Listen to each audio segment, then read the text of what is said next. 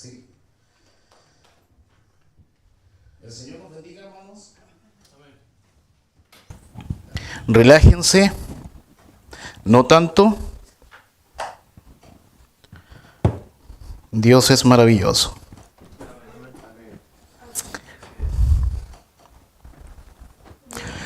¿Estamos bien, cierto, hermano? Ya. El 5 de noviembre del 2023, es decir, el año pasado, prediqué la primera exposición del reino espiritual de Dios. Parte 1. El reino espiritual de Dios, parte 1. 5 de noviembre del 2023. Hoy corresponde el reino de Dios, parte 2. Estoy llevando a cabo la empresa espiritual de exponer con respecto al tema del reino de Dios. Ustedes están al tanto de eso. Predicamos introducción al reino de Dios. Predicamos el reino universal de Dios. Predicamos el reino espiritual de Dios, parte 1. Después predicamos el reino de las tinieblas, parte 1. Predicamos el reino de las tinieblas, parte 2. Y hoy, el reino espiritual de Dios, parte 2. Todo esto está alojado en mi canal de YouTube. Allá pueden encontrar todas esas exposiciones. El tema del reino de Dios, si bien ustedes recuerdan, lo dispensé en 3 categorías metodológicas. Hablamos del concepto de reino espiritual de Dios, hablamos del reino espiritual de Dios en el Antiguo Testamento, ahí quedamos, y faltó el reino espiritual de Dios en el Nuevo Testamento. Y eso es lo que vamos a hacer el día de hoy. Vamos a recordar obviamente algunas cosas, pero de manera rápida para llegar al punto del reino de Dios en el Nuevo Testamento. A ver, hemos dado algunas definiciones con respecto al reino de Dios, el gran tema de la Escritura, el reino de Dios. El tema del reino de Dios es el tema unificador, como ya lo hemos dicho en muchas ocasiones. Unifica la revelación progresiva. Ilustrativamente hablando, es como el sistema solar. Varios planetas giran alrededor del Sol. Esa es una ilustración que se da para decir que el tema del reino es el tema central, al lado del cual giran todos los demás temas también de suma importancia. Es el punto neurálgico, el pegamento de la revelación progresiva, un tema importantísimo, ¿ya? Eso es lo que la teología bíblica nos regala con respecto al gran tema de la Biblia. Evidentemente hay otras posiciones entre la teología. La verdad que cuando uno se mete al mundo de la teología llega hasta marearse, hermano, porque siempre hay alguien que opina distinto a ti.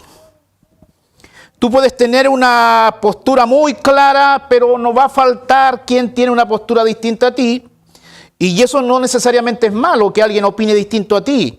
Lo malo es cuando opinamos distinto a la Biblia, ¿cierto? Pero en el discurso todos dicen ser bíblicos. Bueno, así está la cosa, así está el mercado teológico. Pero la cuestión es que tenemos que ir al texto para sopesar, para analizar todo lo que se predica. Sola Escritura. La palabra de Dios es la autoridad final en todas estas cuestiones. Pero estamos llevando adelante, como les digo, la empresa del reino de Dios.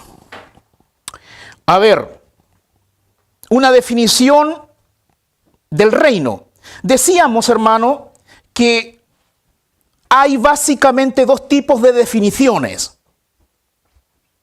Una definición telescópica y una definición microscópica. ¿Alguien se acuerda cuando hablamos de eso? Tienen que repasar los estudios porque parece que nadie se acuerda. Una definición telescópica del reino de Dios es estudiar y analizar todos los versículos bíblicos de la Biblia donde aparezca la palabra reino. Es decir, desde Génesis hasta Apocalipsis, yo reúno y recabo todo el material que hable del reino de Dios en diferentes contextos, recabo toda esa información y posteriormente paso a desarrollar una definición del reino. Eso sería una definición telescópica del tema del reino. ¿Ya? Esa sería la metodología para hacer nacer una definición telescópica. Otra cosa es que yo vaya a un contexto específico donde aparece el término reino, sea Malkut en el Antiguo Testamento o Basileia en el Nuevo Testamento, pero voy a un contexto específico y a la luz del uso de la palabra reino en ese contexto se genera una definición teológica. Eso sería una definición microscópica. Es decir, para una definición telescópica solo hay una definición de reino. Es una definición integradora. Pero cuando uno define microscópicamente, habrían muchas definiciones de reino de acuerdo al uso contextual de la palabra reino. En el sentido telescópico diríamos que el reino de Dios es el derecho que Dios tiene de ejercer soberanamente su reino en un ámbito determinado, que en este caso sería el ámbito de su creación. ¿Ya? Eso es como una definición telescópica. Sin embargo, cuando hablamos del reino universal de Dios, ya teníamos una variante. De hecho, yo acabo de poner en mi muro 3 definiciones. Defino qué es el reino universal de Dios y digo, el reino universal de Dios es el ejercicio absoluto y soberano de Dios sobre toda la creación, visible e invisible de forma constante desde la eternidad hasta la eternidad. Esa es una definición universal del reino de Dios. Es como el aspecto más amplio del reino, todo lo demás está dentro. Y hoy vamos a trabajar obviamente con una definición del reino espiritual de Dios, porque eso es lo que estamos viendo. Pero ilustrativamente hablando, hágase la idea, como he venido diciendo en otros momentos, hay un gran círculo que es el reino universal y dentro de ese círculo hay 2 círculos más pequeños. Uno es el ámbito del reino de las tinieblas y el otro es el ámbito del reino de Dios. ¿Ya? Ilustrativamente hablando es eso. Del reino de las tinieblas que hablamos 2 cosas básicamente, 2 exposiciones. En la primera abarcamos el reino de las tinieblas desde la perspectiva de las moradas de Satanás, ¿se acuerdan? Y en la segunda parte hablamos del reino de las tinieblas desde la perspectiva del antiprograma del reino. Ya. Y en cuanto al reino espiritual de Dios, vimos el reino espiritual en el Antiguo Testamento. Hoy lo vamos a ver en el Nuevo Testamento. Pero vamos a recordar la definición que dan algunos teólogos de el reino espiritual. Por ejemplo, el doctor Dwight Pentecost dice, el reino espiritual que está estrechamente relacionado con el reino universal, está compuesto por los elegidos de todos los siglos que han experimentado un nuevo nacimiento. Esta palabra es clave. El reino espiritual tiene relación con el nuevo nacimiento. Todos los que han nacido de nuevo desde el comienzo hasta el fin son parte del reino espiritual. ¿Ya?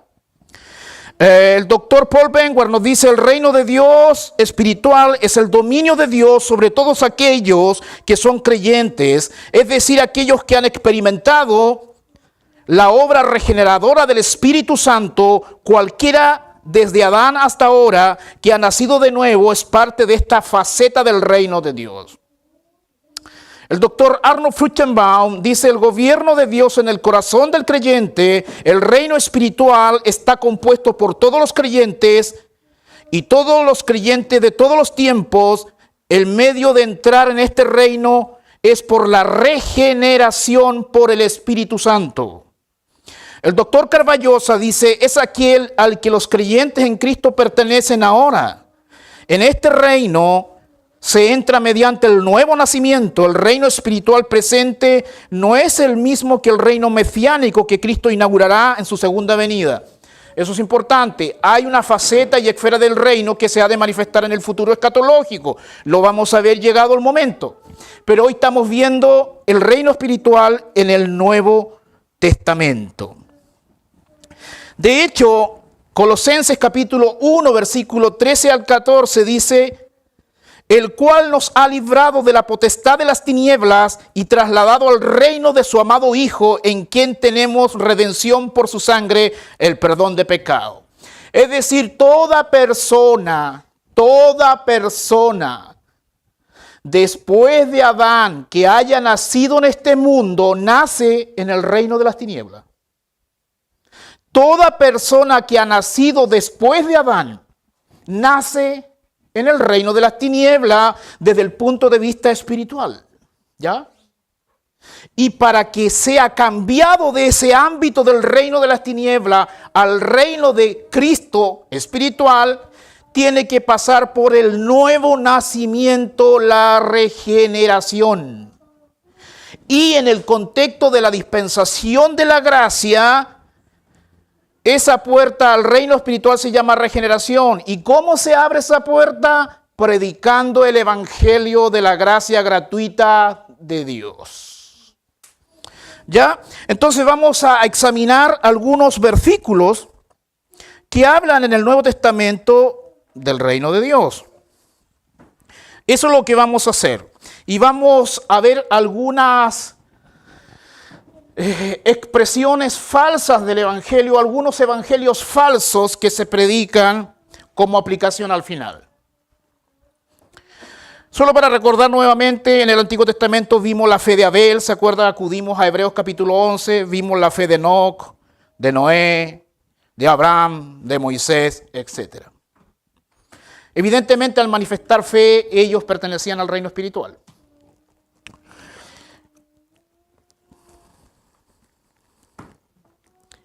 Juan 3:5 dice, respondió Jesús y les dijo, de cierto os digo, que el que no naciere de nuevo no puede ver el reino de Dios. Respondió Jesús, de cierto te digo, que el que no naciere de agua y del Espíritu no puede entrar en el reino de Dios. Hechos 8:12 dice, pero cuando creyeron a Felipe, que anunciaba el evangelio del reino de Dios y el nombre de Jesucristo, se bautizaban hombres y mujeres. Nótese que la predicación del evangelio en el contexto de Hechos también es sinónimo de predicar el reino de Dios. Pero la pregunta que debemos hacernos, ¿en qué sentido se predicaba el reino de Dios? ¿En el sentido del reino mesiánico de Cristo? Porque hay muchas personas que piensan que hoy en día el milenio existe espiritualmente hablando. No es en ese sentido. Para eso hay que hacer un malabarismo hermenéutico. No, esto se refiere al reino presente pero espiritual, en el sentido que pasamos del reino de las tinieblas al reino del amado Hijo Jesucristo. En ese sentido, predicar el reino de Dios es sinónimo de predicar el evangelio de la gracia gratuita. También podríamos ver, por ejemplo, Hechos 19:8 dice, y entrando Pablo en la sinagoga, habló con denuedo por espacio de 3 meses, discutiendo y persuadiendo acerca del reino de Dios.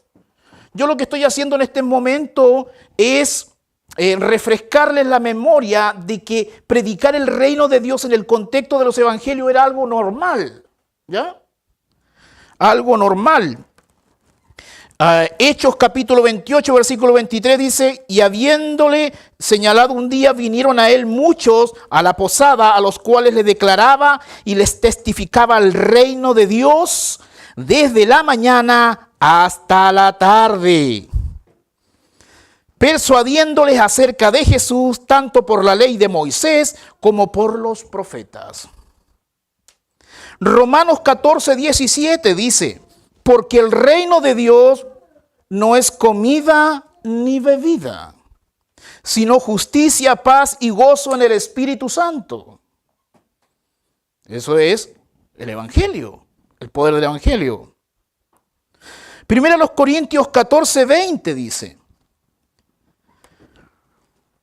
porque el reino de Dios no consiste en palabras, sino en poder. El único que puede resucitar al muerto es el poder del Evangelio. Porque no me avergüenzo del Evangelio, dijo Pablo, porque es poder de Dios. Solo el poder de Dios puede resucitar a los que están muertos. Solo el poder de Dios puede trasladar a un individuo del reino de las tinieblas al reino de Cristo. Solo el poder de Dios.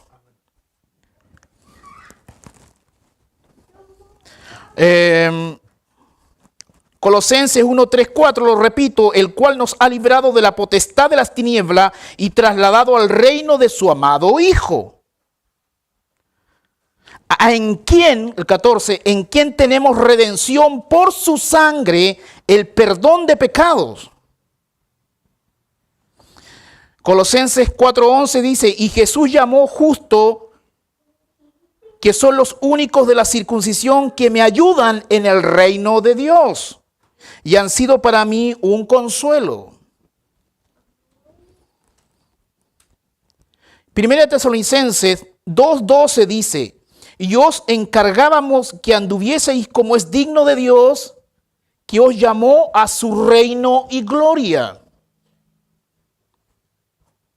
Segunda Tesalonicenses 1:5 dice, esto es demostración del justo juicio de Dios para que seáis tenidos por dignos del reino de Dios, por el cual asimismo padecéis. La cuestión es que hay muchos textos en el Nuevo Testamento que hablan de este aspecto del reino, es decir, de aquellos que son los creyentes, de aquellos que han nacido de nuevo. En ese sentido hay una guerra de reino, el reino de las tinieblas y el reino espiritual de Dios, o donde están los creyentes, está en constante guerra espiritual. A eso es lo que llamamos la guerra espiritual. El reino de las tinieblas versus el reino espiritual de los creyentes. Y el reino de las tinieblas ataca al reino espiritual de tres maneras básicas. A través del mundo, a través de la carne y a través del diablo. Eso lo vimos cuando vimos las diferentes moradas de Satanás. Ahora, el hermano Erwin decía que esta es una guerra de ideologías. Claro, en el mundo se generan estos moldes ideológicos, en el mundo se generan ideas, en el mundo se tejen sistemas de ideas. ¿Qué es una ideología? Una ideología es un conjunto de ideas anticientíficas que evaden la realidad. Y que nosotros podemos protegernos de ella a través de la renovación de nuestro entendimiento. ¿Y cómo nos renovamos? Estudiando la palabra de Dios, nos renovamos y desechamos los moldes que a veces están alojados en nuestra mente.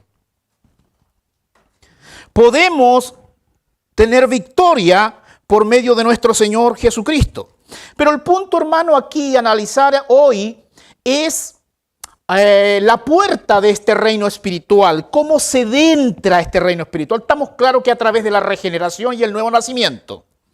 Pero es aquí donde vamos a hilar un poco más fino con respecto a la predicación del Evangelio. Y quiero que leamos, por ejemplo, en Romanos capítulo 3. Hemos estado ahí en los últimos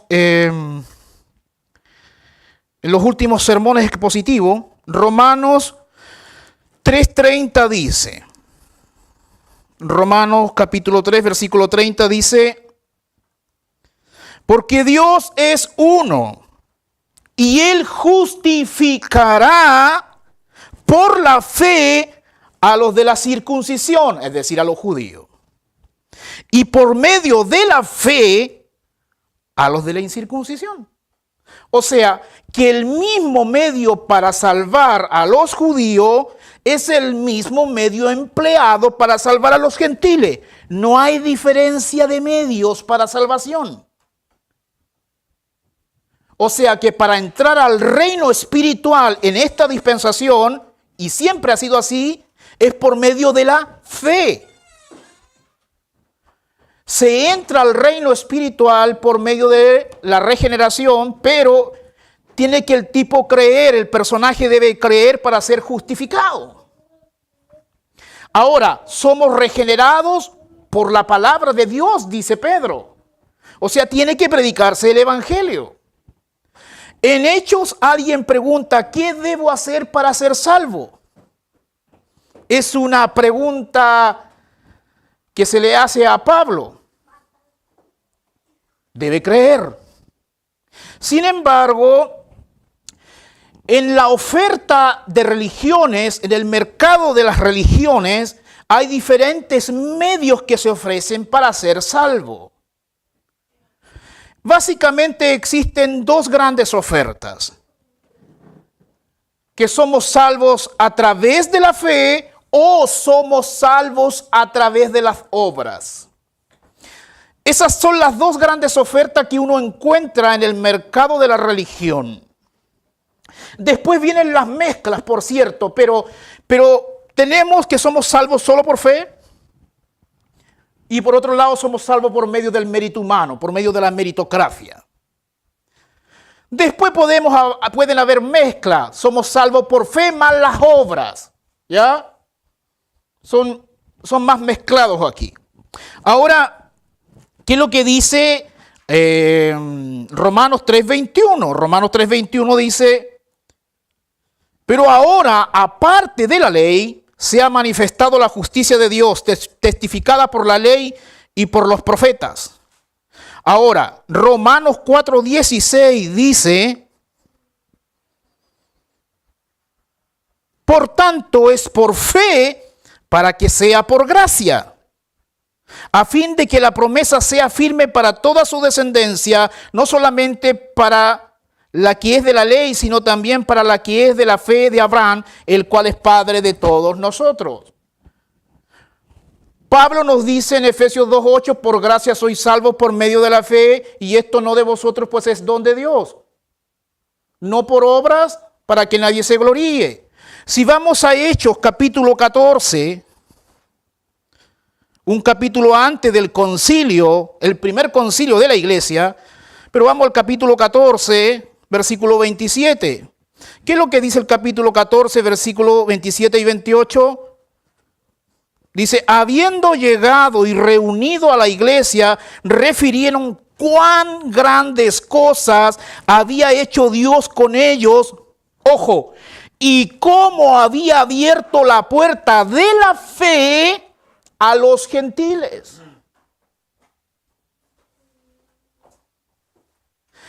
Este versículo en Hechos marca un cambio radical, porque los judíos eran tan nacionalistas que creían que la salvación iba a quedar encerrada dentro de sus fronteras. Y en el peor de los casos, si algún gentil quería ser salvo, debería convertirse en judío a través de la circuncisión, de extirpar el prepucio del miembro viril. Pero no podía ser salvo solo por la fe. Por eso esto fue una gran sorpresa para el judío. Y habiendo llegado y reunido a la iglesia, refirieron cuán grandes cosas había hecho Dios con ellos y cómo había abierto la puerta de la fe a los gentiles. Dios tuvo que enseñarle esta verdad a Pedro cuando vio el lienzo. Esto fue revolucionario para su tiempo. Hermanos, de hecho cuando Juan dice en el capítulo 3, Juan es un libro evangelístico. Cuando Juan dice en el capítulo 3, versículo 16, tan conocido por nosotros, dice, porque de tal manera amó Dios al mundo. Aquí hay peleas entre los de la limitación o de la ilimitación, y la verdad es que este versículo no está hablando nada de eso. Aquí simplemente está hablando en términos generales de que el evangelio no se iba a quedar encerrado en el mundo judío, sino que saltaba al mundo gentil. Simplemente eso, porque de tal manera amó Dios al mundo.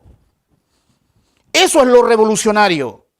De acuerdo a la tercera dimensión del pacto abrámico, que en ti serán benditas todas las familias de la tierra. La cuestión es, hermano, que era una revolución decir que en realidad no era una revolución decir que un gentil podría ser salvo. Lo revolucionario era que sea salvo de la misma manera que son salvos los judíos, solo por la fe. Eso es lo revolucionario.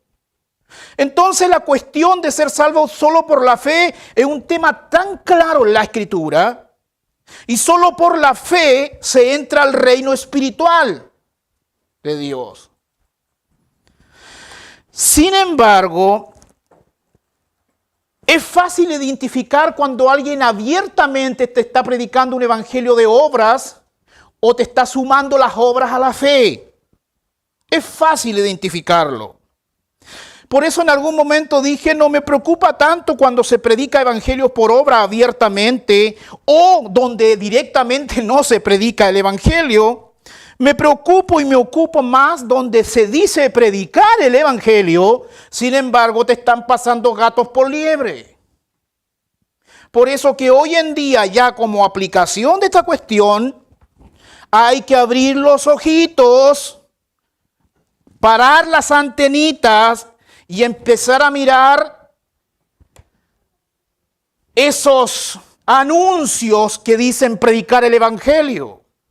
Esos congresos que dicen predicar el evangelio, esos seminarios que dicen hablar del evangelio, estamos incluidos nosotros en el análisis.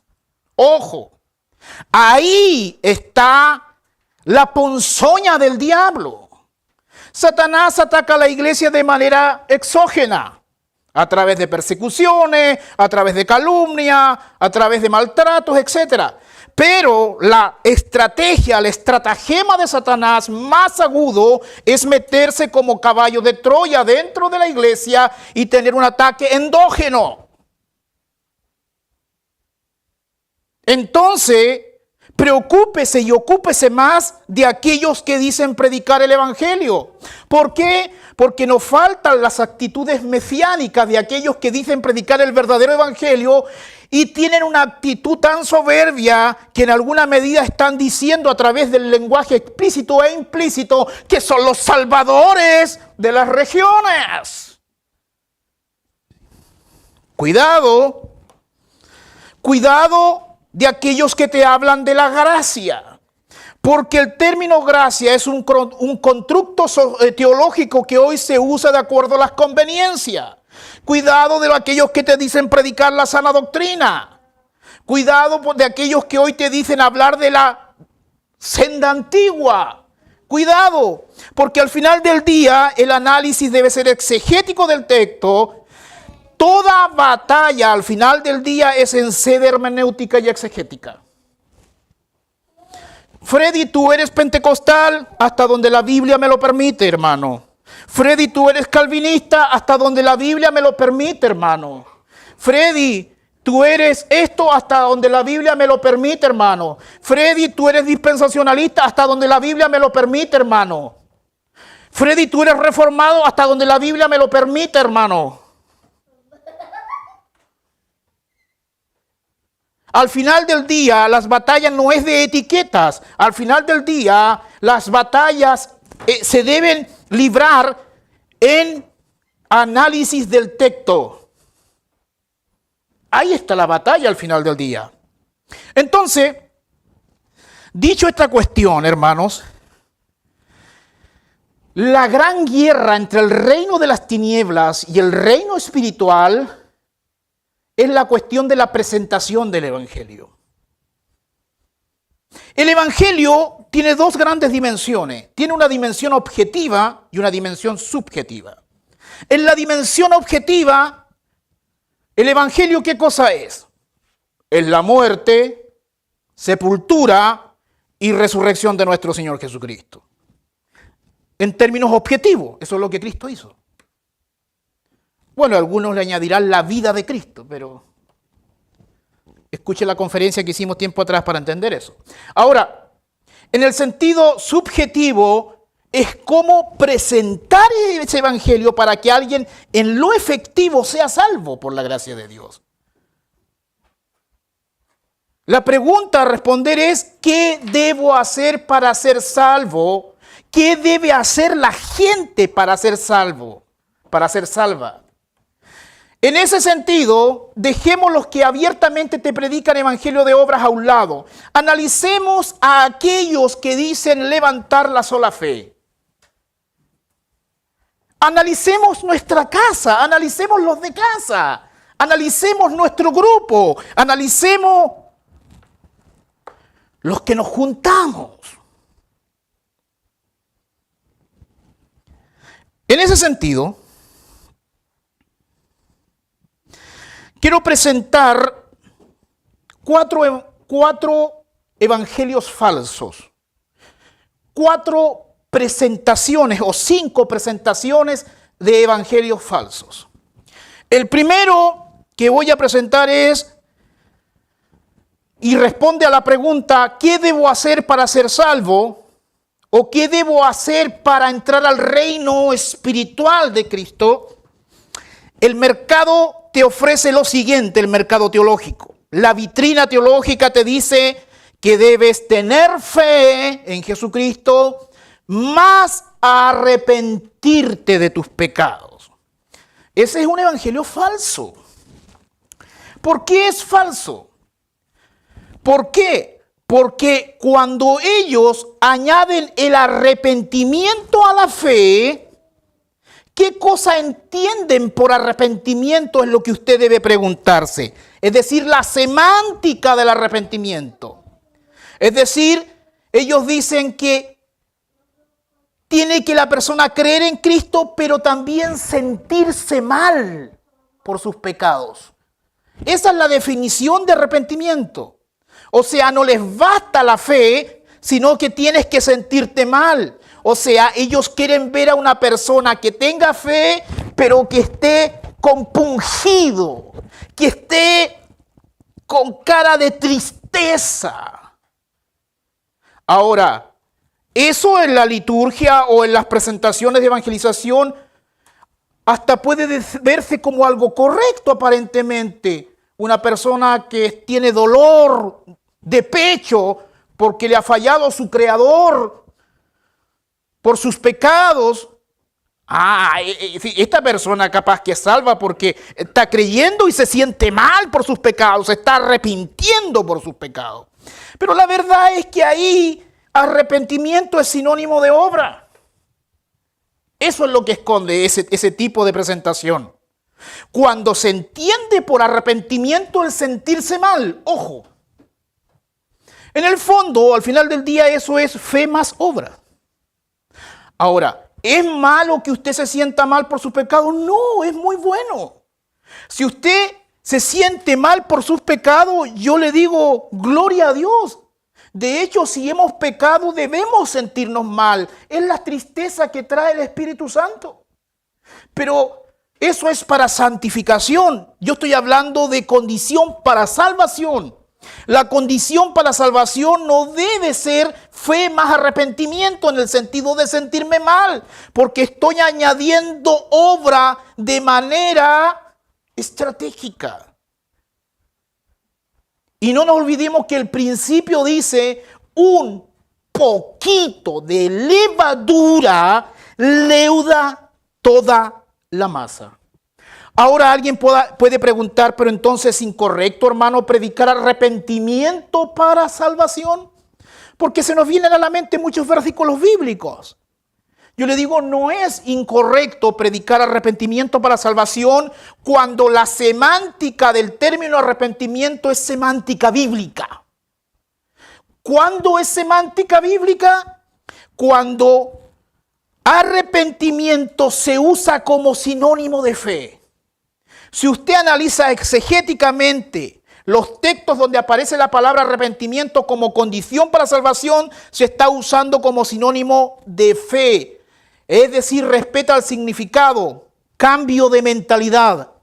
Eso significa arrepentimiento, metanoia, cambio de mentalidad. Es decir, de estar enfocado en un punto A, ahora cambio a un punto B. Es decir, de ser incrédulo, ahora soy creyente. De no creer en Cristo, ahora creo en Cristo. Eso es un cambio de mentalidad. No tiene que ver con sentirme mal. Ahora, puede darse que cuando Dios te salve, tú también te sientas mal. Y eso está bien. Pero no fuiste salvo porque te sentiste mal. Fuiste salvo porque creíste en Cristo. ¿Por qué? Porque aquellos que dicen que deben sentirse mal, en el fondo están poniendo la seguridad de la salvación en el sentimiento y no en la promesa de Cristo. ¿Me está siguiendo? Se es salvo por sentimiento.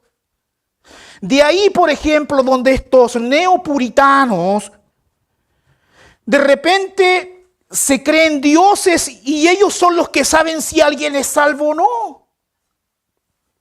De hecho, ellos son los que dicen si su señora es salva o no. No, que no es salva porque no siente que Dios ha obrado. ¿Ha escuchado eso? No, es que Dios no ha obrado. Porque ellos tienen un concepto de una presentación falsa del Evangelio. La sola fe no les basta. La sola fe les sirve para el discurso bonito, para el discurso de vitrina, de congreso, pero cuando uno hila fino, están añadiendo levadura. Nadie se va a levantar a denunciar estos falsos evangelios porque parecen verdaderos. Yo quiero decir, estimados, que he escuchado mensajes de John MacArthur, Sugel Michelin, Paul Washer, hace poco Lucas Alemán, donde predicaron falsos evangelios. Añadieron a la fe el someterse totalmente a Cristo. Pero ¿quién va a atreverse a hacer esas denuncias?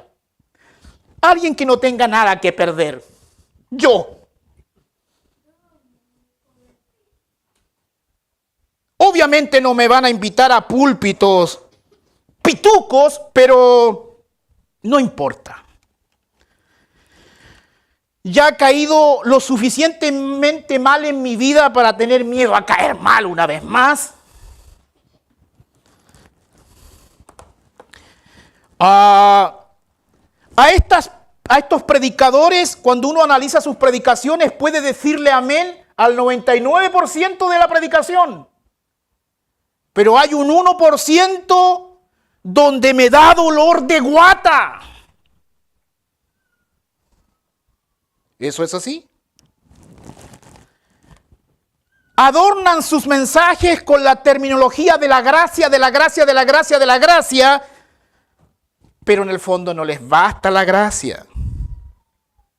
Se creen salvadores de naciones, que ellos traen el evangelio a última hora. Déjeme decirles que el Espíritu Santo se les adelantó y el evangelio ya había llegado a Chile. ¿Claro? Sola fe, pero sola fe de verdad. Y ahí te empiezan, no, que la fe no, ¿será verdadera o no será verdadera? No, que los demonios también creen. No, porque tiene que dar fruto. Es que el punto que estoy discutiendo no es después de la justificación, porque después de la justificación la fe salvadora tiene potencial para dar fruto. Eso no está en cuestionamiento. Es cuando me quieren pasar el gato por liebre y me quieren poner el fruto de la fe antes de la justificación. Ahí es donde me da rabia. Es ahí el punto. Ilustrativamente hablando, es como cuando uno se casa con una mujer. Una cosa es casarse con una mujer y que la mujer quede embarazada después del casamiento, que en este caso la guagua sería el fruto y la mujer sería la fe, ¿cierto? Pero otra cosa es que la mujer quede embarazada antes del matrimonio. Eso es lo que me están proponiendo. Fe con obra para salvación. Y ahí estamos mal, mi amigo. La mujer potencialmente va a dar fruto. Pero cásate primero, hombre. No cometas fornicación soteriológica. No vas a encontrar ese término en tus manuales norteamericanos de soteriología. Lo vas a encontrar en Chile y en Valdivia. Entonces, ese es el punto. Entonces, predique arrepentimiento, pero como sinónimo de fe. Después llame al discipulado, pero estos tipos, estas personas imponen los requisitos del discipulado para la salvación.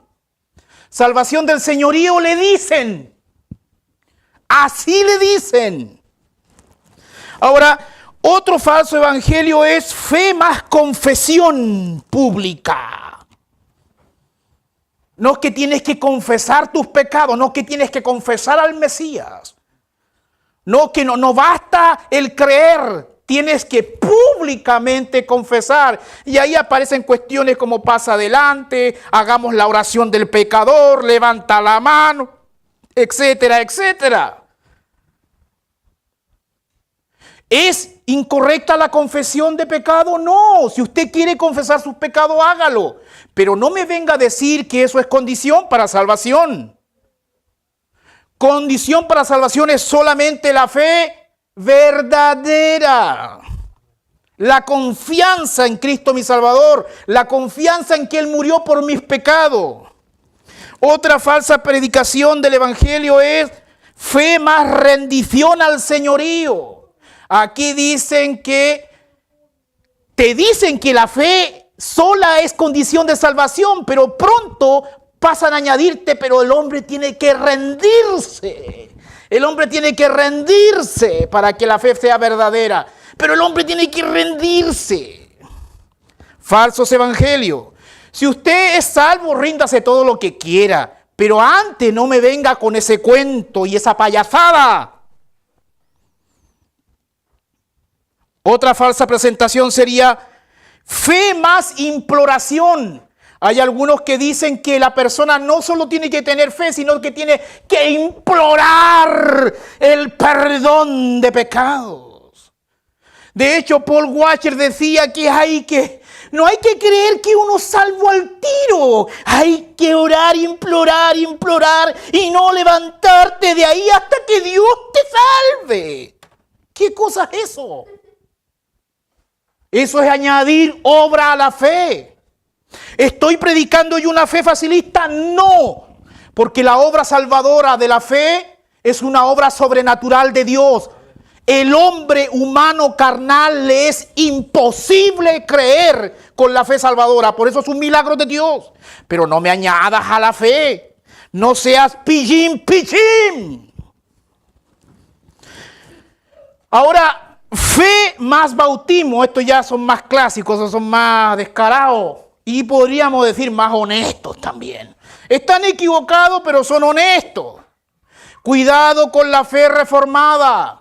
Cuidado con la fe reformada. Cuidado con la fe reformada. Cuidado con la fe reformada. Amén al semper reformanda. Cuidado con la fe reformada. Amén al semper reformanda.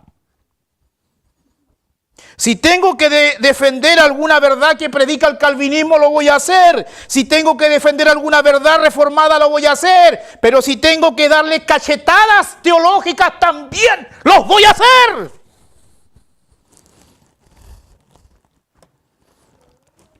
Esa es la verdad. Porque no me avergüenzo del Evangelio, porque es poder de Dios para salvación a todo aquel que cree. Hermanos,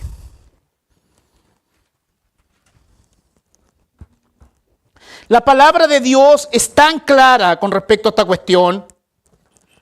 Por gracia sois salvos por medio de la fe, y esto no de vosotros, pues es don de Dios, no por obras, para que nadie se gloríe. Romanos 3:21. Pero ahora, aparte de la ley, se ha manifestado la justicia de Dios, testificada por la ley y por los profetas. La justicia de Dios por medio de la fe en Jesucristo, para todos los que creen en Él. Porque no hay diferencia, por cuanto todos pecaron y están destituidos de la gloria de Dios, siendo justificados gratuitamente por su gracia, mediante la redención que es en Cristo Jesús, a quien Dios puso como propiciación por medio de la fe en su sangre, para manifestar su justicia a causa de haber pasado por alto en su paciencia los pecados pasados, con la mira de manifestar en este tiempo su justicia, a fin que Él sea el justo y el que justifica al que es de la fe de Jesús. ¿Dónde pues está la jactancia? Queda excluida. ¿Por cuál ley? ¿Por la ley de las obras? No, sino por la ley de la fe. ¿Qué es lo que excluye la jactancia? ¿Cuál es la ley que excluye tu agrandamiento? ¿Cuál es la ley que excluye tu pecho parado? ¿Cuál es la ley que excluye tu soberbia, tu meritocracia? La ley de la fe, la sola fe. Esa es la verdad. ¿Dónde pues está la jactancia? Queda excluida ¿por cuál ley? Por la de las obras, no, sino por la ley de la fe. Concluimos pues que el hombre es justificado por fe.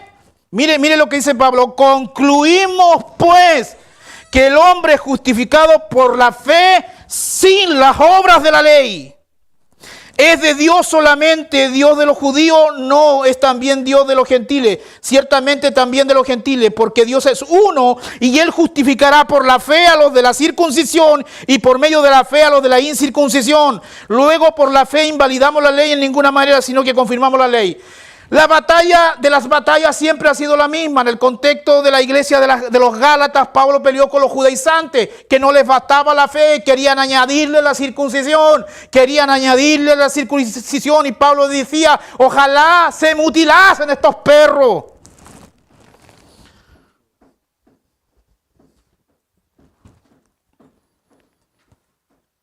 Claro, te vienen acá con el canto de sirena, trastornador e hipnotizador de que no, pero nosotros no vendemos una gracia barata. Nosotros no vendemos una gracia barata. La gracia no es barata ni cara. La gracia es gratis. Porque de tal manera amó Dios al mundo para que todo aquel que cree, hermano. A veces abiertamente no le añaden a la fe, sino que me adulteran la naturaleza de la fe para esconder una obra dentro de la fe. Es decir, la mujer embarazada antes de casarse, porque tiene el niño oculto en la barriga. Sin embargo, como uno es un pata pelao, es profeta en su propia tierra, obviamente no le van a creer o van a ser pocos los que creen. Porque la gente están que quedan alucinados por los que vienen de otras tierras. En todos lados se cuecen habas. Tenga cuidado. ¿Significa esto que el hombre no debe obrar? Obre, mi hermano, debemos obrar, debemos ser santificados, debemos parecernos a Cristo. La imagen de Dios está siendo restaurada en el creyente a la imagen de Cristo. Debemos predicar santidad, debemos predicar llamamiento al discipulado, debemos predicar salvación por la sola fe y también llamamiento al discipulado. Desde ese punto de vista también le tiro las mechas a algunas expresiones del movimiento de la gracia gratuita, porque también andan algunos afiorados extremistas. Me da lo mismo en el fondo el señorío y la gracia gratuita extrema. La cuestión aquí es que la fe tiene que estar sola como condición para salvación. Esa es la verdad. De esa manera se entra al reino de Dios. Esa es la puerta. No es por mérito humano. No es por el poder de la carne. No es por la meritocracia. Esa es la verdad. El mundo pentecostal está lleno de meritocracia para salvación. Algunos dicen que es por fe sola, pero después quieren sostener la salvación por obras. Y andan todos asustados de que pierden la salvación casi todos los días. Otros reformados dicen que es por la sola fe. Sin embargo, en lo práctico creen en la salvación por perseverancia. De ahí uno de los puntos del calvinismo, la perseverancia de los santos. Al final del día, creen por obras. Si eso fuera así, yo estoy frito. Si la salvación fuera por obra, aunque sea un gramo pequeño de levadura, yo estoy frito porque yo soy pecador, pecador y pecador. Por la gracia de Dios hemos sido salvados. Todo el mérito se lo lleva a Cristo. A Él la gloria. Por eso, Soli Deo Gloria. Además, tampoco, hermano, tenga a los reformados y a los protestantes de la historia del siglo XVI y XVII como inmaculados, porque algunos tienen sus héroes reformados y sus dioses calvinistas puestos aquí o allá, así como los pentecostales tienen sus héroes, Gigi Ávila y compañía, así también los del otro lado también tienen sus héroes y sus ídolos. Son tan bíblicos estos tipos, dejando las excepciones fuera, que llegan a caer en un escolasticismo protestante. Son tan encajonados y tan empaquetados que les da miedo salirse un poquito del púlpito cuando están predicando, porque son tan encajonados y tan empaquetados que van a romper sus lógicas homiléticas si es que se salen del púlpito. Hermanos, en la iglesia primitiva ni siquiera había púlpito. Si esta cuestión es para que haya algo logístico nomás.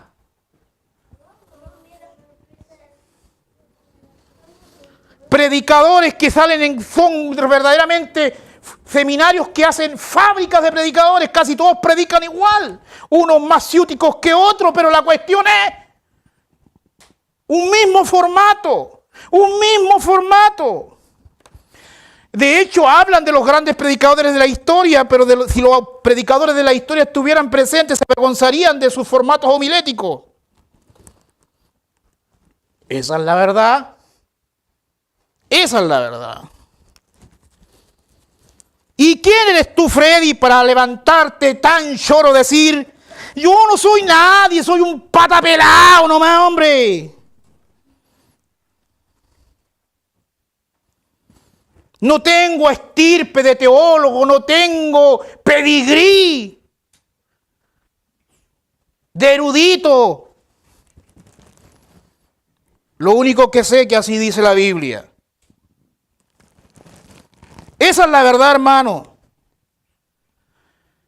Gloria a Dios porque se predique la verdad. Gloria a Dios porque se predique la verdad. Gloria a Dios por estos hombres que también Dios los usa. Pero el punto aquí es no enamorarse de las etiquetas, no camisetearse. No hay que camisetearse. Sola escritura de verdad. Hay que amar el texto y el texto. A mí me da risa, por ejemplo, que voy a un ejemplo, una ilustración que me tocó vivir de cerca. Hubo una ocasión donde John MacArthur denunció al movimiento apostólico y profético en un seminario o un congreso que se dio hace algunos años atrás. Se denunció al movimiento apostólico y profético. Y yo digo, qué bueno que se denunció al movimiento apostólico y profético, porque es un movimiento con muchas prácticas incorrectas. Pero había muchos babosos, permítanme la hipérbole acá en Chile, muchos babosos que andaban, MacArthur denunció al movimiento apostólico y profético. MacArthur lo denunció. Y yo decía, pero si hay hermanos acá con manta, hermanos que apenas saben hablar, que también han denunciado ese movimiento y nadie los pesca. ¿Me está entendiendo el punto? Habían hermanos acá, incluido el que habla, que 5 años antes denunciaron al movimiento.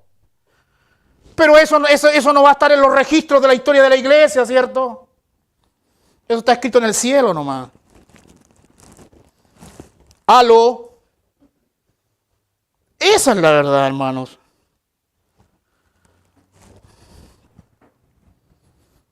Y nos faltan los que, pero ¿por qué están peleando? Deberían ir a predicar el evangelio mejor.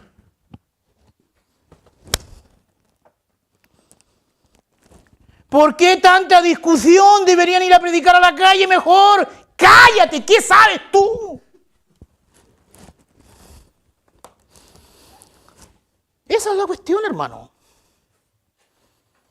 Esa es la verdad. Bueno, hasta aquí queda la palabra de Dios. El Señor nos ayude. Terminó la predicación del pata pelado. Gracias y paz a vosotros. Amén.